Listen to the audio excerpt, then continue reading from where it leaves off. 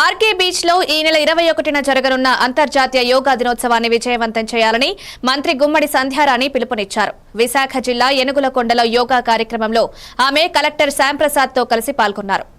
ఈ ప్రాంతం ప్రకృతి సోయగాలకు నిలవుగా ఉందని, భవిష్యత్తులో బోటింగ్, ట్రెక్కింగ్ వంటి పర్యాటక సదుపాయాలు కల్పించనున్నట్లు కలెక్టర్ తెలిపారు. కార్యక్రమంలో అధికారులు K Ramachandra Rao, yes Bhaskar Rao, T Jaganmohan Rao, doctor Kanakadurga తదితరులు పాల్గొన్నారు.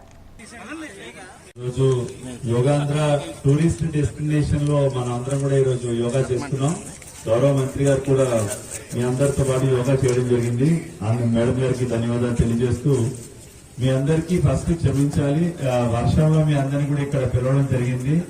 కానీ ఒక్క విషయం అయితే చెప్పాలి, వర్షం వచ్చినప్పుడు ఇక్కడ ఉన్నటువంటి ప్రకృతి అందం గారు ఎక్కడా ఉండదు. పార్వతీపురం జిల్లాలో అంత మంచి లొకేషన్ ఇది. సో టూరిస్ట్ పరంగా కూడా మనం భవిష్యత్తులో డెవలప్ చేసుకోవడానికి చాలా అనుకూలమైన ప్రాంతం ఇది. కానీ బోటింగ్ కానీ ట్రెక్కింగ్ అన్ని ఏర్పాటు చేసుకోవచ్చు ఈ ప్రాంతాన్ని. సో దీన్ని బాగా డెవలప్ చేయడానికి మీ అందరూ చూడాలని చెప్పి మిమ్మల్ని రమ్మన్నాం. ప్రకృతి కూడా ఎందుకో పులికించినట్టుంది, అందుకే వర్షం ఎక్కువ పడింది ఇవాళ.